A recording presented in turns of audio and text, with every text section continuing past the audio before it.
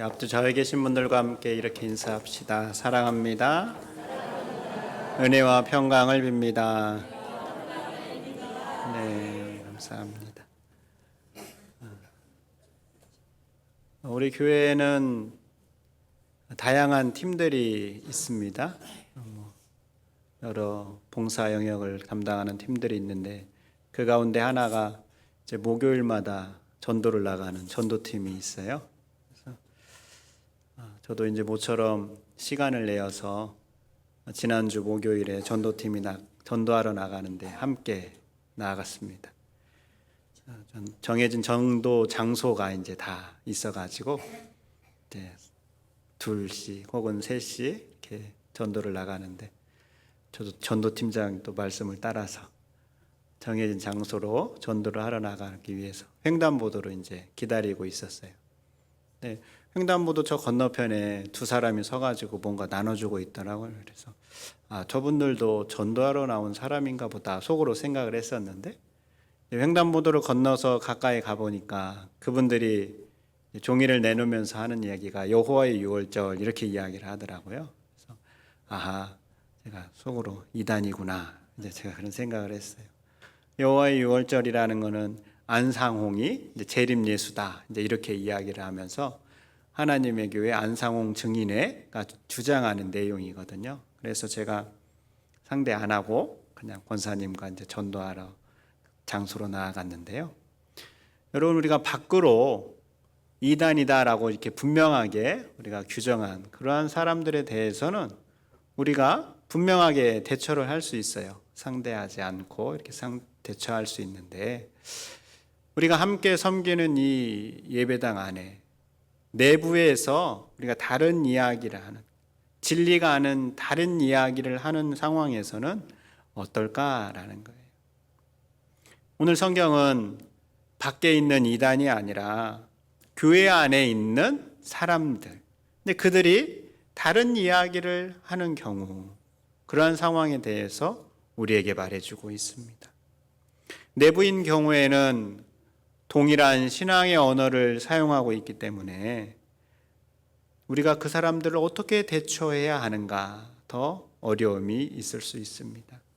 그래서 이때 누가 필요한가? 바른 일꾼입니다. 우리가 지난주에 본 것처럼 일꾼을 세우는 기준 가운데 그 마지막이 믿분 말씀의 가르침을 그대로 지키는 자라고 이야기했습니다. 여기에서 일꾼은 지도자가 아니라 하나님 안에서 예배하는 우리 모두가 일꾼이다라고 이야기를 했고요. 그 일꾼인 우리는 믿분 말씀의 가르침을 그대로 믿고 따르는 사람들이어야 한다라는 것이죠.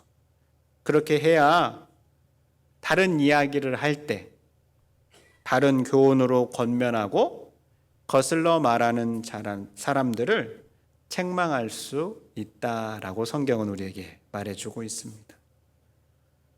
성경은 계속해서 올바른 일꾼을 세우는 것이 얼마나 중요한가 그 이유를 오늘 10절 이하에서 우리에게 계속해서 말씀해 주고 있습니다. 우리가 10절을 보면 우리 성경에서는 불순종하고 라고 바로 시작되고 있는데요. 그러나 원문에는 단어 하나가 더 추가되어 있습니다. 그 단어는 왜냐하면이라는 접속사입니다. 그러니까 10절 앞에 왜냐하면을 넣어서 읽으면 그 다음에 이어지는 내용은 일꾼의 중요성에 대한 이유임을 우리가 알 수 있는 것이죠. 그래서 우리가 10절을 다시 한번 읽어보려고 그러는데요. 왜냐하면을 앞에 넣고 다시 한번 읽어보도록 하겠습니다. 시작. 왜냐하면 불순종하고 헛된 말을 하며 속이는 자가 많은 중 할례파 가운데 특히 그러하니. 아멘. 자, 디도가 섬기는 교회 안에 어떠한 사람들이 있습니까? 불순종하고 헛된 말을 하며 속이는 자가 많다라는 거예요. 성경은 이들을 거짓 교사라고 합니다. 이러한 사람들이 교회 안에 많이 있으니까 바른 일꾼이 중요하다라는 거예요. 하나님의 말씀이 진짜다라고 믿고 그대로 살아가는 바른 일꾼들이 세워지는 게 중요하다라는 겁니다. 나아가서 거짓 교사들의 모습을 통하여서 오늘 교회 안에서 믿음의 길을 걷는 성도인 우리가 어떠한 길로 나아가야 할 것인가를 우리가 발견하게 됩니다. 그 첫 번째로는 복음의 본질을 붙드는 성도로 나아가야 합니다라는 거예요. 함께 읽어볼까요? 복음의 본질을 붙드는 성도로 나아가야 합니다. 아멘. 10절을 보세요. 불순종하고 헛된 말을 하며 속이는 자가 많은 중 할례파 가운데 특히 그러하니 라고 나와 있습니다. 자, 거짓 교사들 가운데 누가 있다라는 거예요? 할례파가 있대요. 할례파. 할례파는 어떠한 사람들일까? 한마디로 할례를 주장하는 사람들입니다. 디도가 섬기고 있는 교회에는 유대인 그리스도인이라고 불리는 사람들이 많이 있었습니다. 유대인 그리스도인이다라는 이 사람들은 어떠한 사람들인가? 여러분, 유대교는 우리 기독교와는 다른 종교입니다. 그렇죠? 유대교는 하나님을 믿기는 하지만 그 아들 예수 그리스도가 우리의 구세주이다라는 것을 믿지는 않는 사람들입니다. 그래서 대부분의 유대인들은 유대교에 속하죠. 그런데 이 유대교에 속한 사람들 가운데 예수님께서 죽으시고 부활하신 것을 이제 사도들이 전하면서 예수님이 진짜 구세주이시구나라는 것을 믿게 되는 사람들이 생겨났습니다. 그래서 그들이 함께 하나님 앞에 나와 하나님을 예배하고 예수님을 구세주라고 고백하는 사람들이 생겨났는데 바로 그 사람들을 유대인 그리스도인이라고 부르고 있었다라는 것이죠. 자, 이렇게 예수님이 구세주이심을 믿고 함께 예배하는 유대인 그리스도인들 가운데 자신들이 예수님을 믿고 예수님이 구세주다라는 것을 믿는다라고 고백함에도 불구하고 자신들이 이전에 가지고 있었던 구약의 전통과 구약의 율법을 여전히 주장하는 그러한 사람들이 있었습니다. 그들의 주장 가운데 하나가 할례라는 거예요. 할례는 무엇입니까? 할례는 하나님께서 아브라함을 부르시고 그를 하나님의 자녀로 삼으시면서 언약의 징표로 모든 이스라엘 남자들에게 행하라고 한 거예요. 그래서 아브라함이 하나님의 그 말씀을 듣고 자기 집안의 모든 남자들에게 할례를 행했고 그 이후로 이스라엘의 모든 사람들은 태어난 지 8일 만에 이제 할례를 다 행하고 있었다라는 거죠. 제가 질문을 한번 해보겠습니다. 여러분은 하나님의 자녀입니까? 아닙니까? 대답이 좀 약하신데요. 우리 모두는 하나님의 자녀이죠. 그렇죠? 자, 그런데 여러분들은 할례를 행했습니까? 안 행했습니까? 할례를 행하셨어요? 할례를 안 행했습니다. 근데 여러분은 왜 할례를 안 행하셨습니까? 우리가 더 이상 하지 않아도 되기 때문에 그런 것이죠. 우리는 구약의 율법 안에 더 이상 살아가는 사람들이 아닙니다. 예수 그리스도 안에서 율법이 다 성취된 하나님의 은혜 아래 살아가는 사람들입니다. 그래서 더 이상 구약의 율법에 얽매일 필요가 없어요. 하나님의 자녀가 되기 위한 조건으로 할례를 행할 필요가 없다라는 거예요. 그래서 우리가 할례를 안 하는 겁니다. 그런데 좀 전에 말씀드린 유대인 그리스도인들은 예수님을 믿습니다라고 하면서도 자꾸 할례를 강조하는 거예요. 예수님을 구세주라고 믿습니다라고 고백하면서도 주변 사람들에게 그래도 우리가 할례를 행해야 되지 않겠니? 할례를 안 받고 어떻게 하나님의 자녀 구원받았다라고 말할 수 있겠니? 라고 하면서 할례를 자꾸 강조하는 거예요. 여러분, 예수 그리스도께서 나를 위하여 십자가에서 죽으셨고 그것을 믿는 것이면 충분합니다. 이것이 본질이에요. 그런데 거짓 교사들은 거기에 할례라는 비본질적인 것을 자꾸만 더하고 있는 것이죠. 이들이 주장하는 또 한 가지 내용이 있었는데 그것은 정결법이라는 겁니다. 여러분 15절을 보세요. 깨끗한 자들에게는 모든 것이 깨끗하나 더럽고 믿지 아니하는 자들에게는 아무것도 깨끗한 것이 없고 오직 그들의 마음과 양심이 더러운지라, 이렇게 말씀하고 있어요. 여러분 정결법이다라는 것은 구약의 율법에서 어떤 걸 만지거나 또 먹게 되면 부정하고 더러워진다라는 것을 우리에게 말해주는 율법입니다. 그러니까 예수 그리스도를 믿은 사람들은 어떻게 됐는가? 예수님의 보혈로 깨끗해졌어요. 구원을 받고 더 이상 구약의 정결법에 얽매일 필요가 없습니다. 그래서 어떤 걸 먹어야 되고 어떤 걸 먹지 않아야 되는가? 상관하지 않아도 돼요. 그런데 이들은 어떻게 합니까? 계속해서 구원의 조건으로 무엇을 먹어야 되고 무엇을 먹지 않아야 되는가라는 것을 강조하고 있었다라는 거예요. 마치 이런 거예요. 여러분, 돼지는 구약의 정결법에서 이야기할 때 부정한 짐승으로 이야기를 합니다. 그래서 유대인들은 돼지고기를 먹지 않아요. 그런데 이들의 주장은 이런 거예요. 돼지고기를 먹으면 하나님의 백성이 아니고 안 먹으면 하나님의 백성이다. 마치 이렇게 주장한다라는 거예요. 여러분 그렇습니까? 그렇지 않죠. 그런데 이들은 여전히 구약의 율법을 주장하면서 예수님께서 이루어 놓으신 그리스도의 십자가의 능력을 훼손하고 있어요. 성경이 우리에게 말하는 바가 무엇입니까? 디모데전서 4장에 보니까 하나님께서 지으신 모든 것이 선함에 감사함으로 받으면 버릴 것이 없나니 라고 말씀하고 있어요. 하나님께서 지으신 모든 게 다 선하다라는 거예요.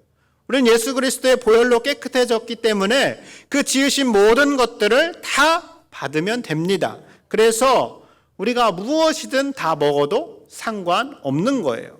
예수님도 말씀하셨어요. 마태복음 15장에 보니까 입으로 들어가는 모든 것은 배로 들어가서 뒤로 내버려지는 줄 알지 못하느냐.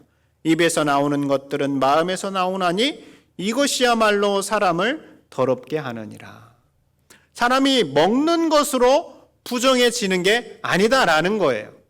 그런데 유대인 그리스도인들은 계속해서 예수님을 믿는다라고 고백함에도 불구하고 이것은 먹어야 되고 이것은 먹지 않아야 된다라고 계속 주장을 하고 있는 겁니다. 여러분, 거짓 교사들이 예수 그리스도라는 본질 외에 자꾸 다른 것을 더하는 것을 보면서 오늘 우리 예수님을 믿는 성도가 나아갈 길을 발견하게 됩니다. 성도는 예수 그리스도라는 복음의 본질을 분명하게 붙들고 나아가는 사람들입니다. 혹여 우리가 유대인 그리스도인들처럼 우리가 믿음의 길을 걸으면서 다른 사람들에게 나도 모르게 생긴 기준이나 또 우리 교회 안에 전통의 멍에를 자꾸만 씌우려고 한다면 그건 역시 비본질적인 걸 붙잡는다라는 겁니다. 예를 들어서 우리 안에 생긴 기준들, 저 사람은 봉사를 안 하니까 믿음이 없다. 저 사람은 이러이러한 게 갖추어져야 돼. 또 저 사람 예배당 안에서는 최소한 이러이러한 복장은 해야 돼라고 이렇게 생각하면서 그것을 자꾸만 주변 사람들에게 우리가 적용하고 그것들을 강요한다면 그것들은 비본질적인 것들로 자꾸만 멍에를 씌우는 것과 같다라는 겁니다. 성도는 우리가 은혜로 구원받았다라는 것을 늘 기억하면서 서로의 연약함을 인정하고 그대로 받아주는 것, 바로 이것이 우리 성도가 나아가야 할 방향이다라는 겁니다. 두 번째로는 하나님께서 행하신 일을 말하는 성도로 나아가야 합니다. 바울은 진리 외에 다른 것을 주장하는 거짓 교사들의 특징을 10절에서 우리에게 말해주고 있습니다. 10절을 다시 한번 읽어보겠습니다. 시작. 불순종하고 헛된 말을 하며 속이는 자가 많은 중 할례파 가운데 특히 그러하니. 자, 10절 앞부분에는 불순종하는 거짓 교사들의 세 가지 특징을 이야기합니다. 그 특징은 무엇입니까? 불순종하고 헛된 말을 하며 속이는 자가 많다. 이렇게 말씀하고 있습니다. 여러분, 불순종, 먼저 거짓 교사들의 특징은 불순종인데요. 불순종은 고질적으로 혹은 습관적으로 권위에 대해서 반항한다라는 것을 뜻합니다. 그럼 어디에 반항하고 불순종하는 것일까요? 1차적으로는 바울과 디도가 전한 복음에 복종하지 않는 거예요. 아니요 라고 말하는 것이죠. 2차적으로는 교회의 질서나 권위에도 순종하지 않는다라는 것을 뜻합니다. 여러분, 오늘날을 우리가 포스트 모더니즘이라고 이렇게 평가를 하는데요. 이 포스트 모더니즘에 등장한 심각한 위기가 있습니다. 그것은 바로 권위의 상실입니다. 그래서 부모의 말도 듣지 않고 사회에서 어른의 말도 듣지 않아요. 이 권위라는 그 자체에 대해서 자꾸 부정하려고 그래요. 그러나 우리가 구분해야 할 게 있습니다. 권위와 권위주의는 다른 것입니다. 권위는 하나님이 세우신 질서 안에서 자연스럽게 흘러나오는 영적 무게감입니다. 권위주의는 그 사람이 가지고 있는 그 위치로, 외적인 타이틀로 사람들을 강제적으로 굴복시키려는 태도입니다. 교회는 권위주의는 배격하지만 하나님이 세우신 영적 권위에는 순종할 줄 알아야 합니다. 그러나 거짓 교사들은 이 교회의 권위에 대해서 아니요 라고 말하면서 순종하지 않고 있었다라는 거예요. 또한 이 거짓 교사들의 특징은 헛된 말을 한다라고 말하고 있습니다. 이 헛되다라는 말은 신앙적인 삶에 어떠한 영향도 끼칠 수 없는 것을 뜻합니다. 즉, 재미는 있을 수 있을지 모르지만 우리 삶에 거룩한 영향을 주지 못하는 것, 바로 그러한 것들이 헛된 말입니다. 아마 오늘날로 생각해 본다면 세상에서 성공하는 법, 또 유튜브에서 검증되지 않은 정보를 막 이야기하는 것, 또 제3자의 이야기를 하는 것, 이러한 것들은 우리의 신앙생활에 거룩에 영향을 주지 않아요. 바로 이러한 것들이 헛된 말이다라는 거예요. 그리고 거짓 교사들은 속이는 특징이 있다라고 말합니다. 여러분, 누군가를 속이면 어떻게 됩니까? 속임을 당한 사람은 길을 벗어나게 되죠. 정도를 벗어나게 되고, 그래서 웅덩이에 빠지거나 넘어지게 됩니다. 바로 이렇게 거짓 교사들은 누군가를 다른 길로 가게 하고 넘어지게 하거나 웅덩이에 빠지게 하는 그러한 특징이 있었다라는 거예요.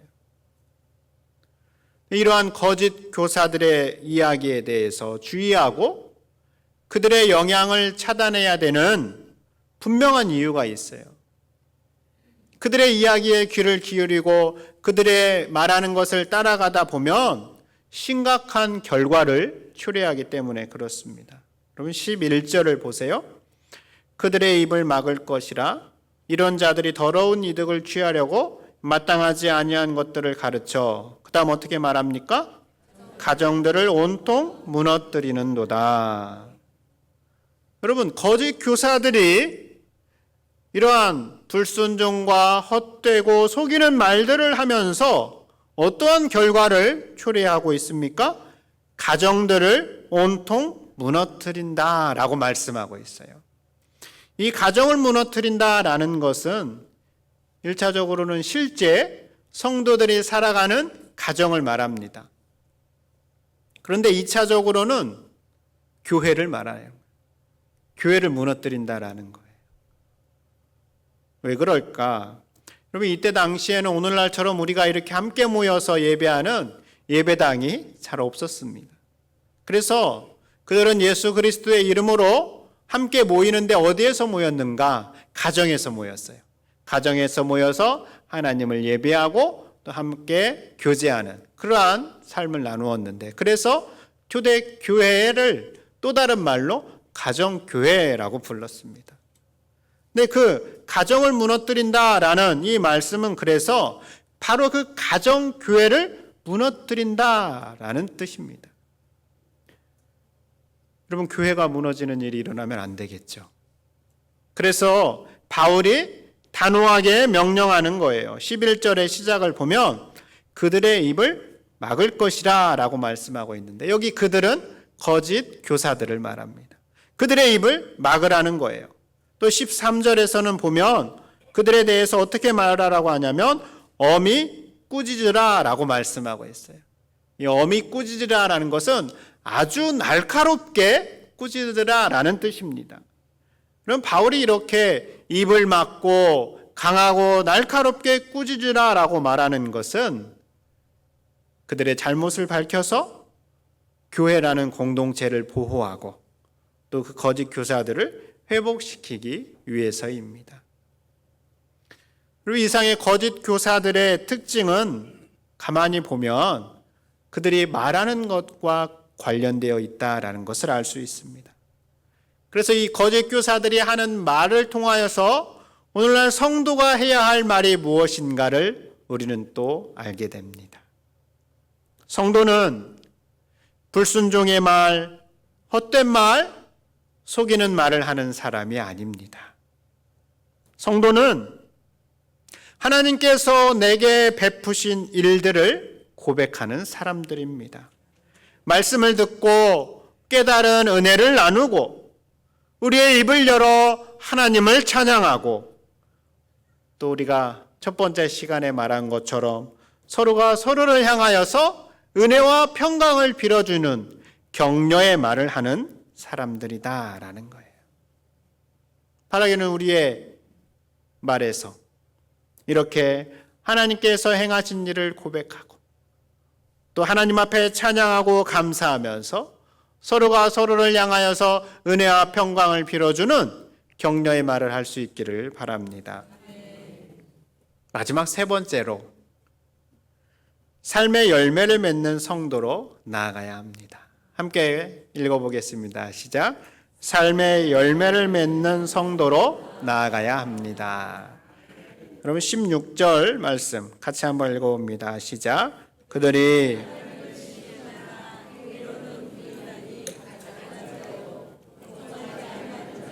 모든 선한 일을 버리는 자니라. 여러분, 거짓 교사들은 하나님을 시인했습니다. 하나님을 시인했다라는 것은 자기들의 입술로 내가 하나님을 믿습니다라고 고백했다라는 거예요. 그런데 그들이 하는 모습을 보면, 그들이 하는 행동을 보면 정반대의 모습이었다라는 거예요. 예수님을 믿습니다라고 하면서 거짓말도 하고 또 게으름도 피우고 또 더러운 이득을 취하면서 자기 이익만 추구하는 그러한 모습들을 보여주고 있었다라는 거예요. 성경은 이러한 모습을 보이는 사람들에 대해서 가증한 자, 선한 일을 버리는 자라고 평가하고 있습니다. 그리고 거짓 교사들이 보여주는 이러한 모습은 말과 행동이 일치하지 않는 모습입니다. 말과 행동이 일치하지 않는 모습, 그들의 행동으로 예수 그리스도를 부인하는 것과 다름없는 모습이라는 거예요. 여러분, 거짓 교사들이 보여주는 이 모습은 우리로 하여금 경각심을 갖게 하는 모습입니다. 거짓 교사들이라고 해서요, 그들 역시 예배의 자리에 함께 모여서 예배했고요, 함께 모여서 하나님 앞에 찬양했고 함께 모여서 하나님 앞에 기도했습니다. 거짓 교사들도 겉으로 볼 때는 똑같은 모습으로 하나님 앞에 예배하고 있었다라는 거예요. 그런데 그들이 살아가는 삶의 자리에서는 정반대의 모습을 보여주었다라는 겁니다. 바로 여기에 오늘날 성도가 나아가야 할 분명한 방향이 있습니다. 성도는 입술로만 살아가는 사람이 아닙니다. 성도는 그 삶의 모습, 그 삶의 열매를 분명하게 보여주며 살아가는 사람들이다라는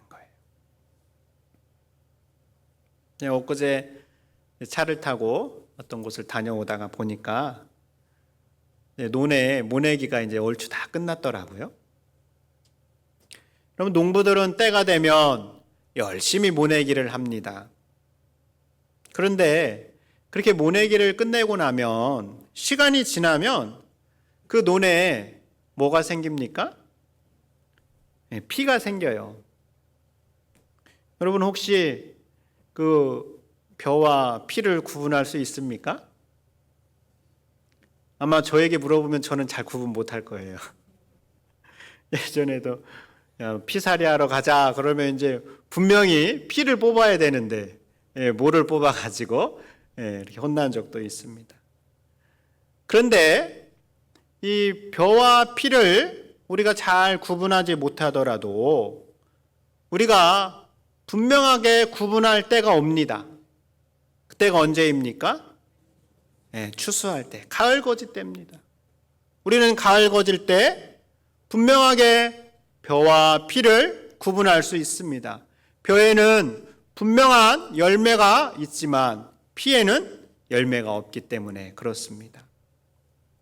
이처럼 성도는 시간이 갈수록 분명하게 열매를 맺어야 할 사람입니다. 성령의 열매를 비롯해서 회개할 줄 아는 모습, 또 관계를 회복하려는 태도, 정직함을 선택하는 것, 바로 이러한 것들이 우리가 맺어가야 할 성도의 열매의 모습이다라는 겁니다. 여러분, 우리는 매주 함께 모여서 믿음의 길을 걷고 있습니다. 이 믿음의 길을 걷고 있는 성도인 우리는 어떻게 나아가야 할까요? 오늘 거짓 교사들이 보여주는 디도가 목회하고 있는 그 교회의 현장을 통하여서 하나님은 오늘 우리에게 분명하게 말씀하고 계십니다. 복음의 본질을 붙잡는 성도가 되어라. 하나님께서 행하신 일을 선포하는 성도가 되어라.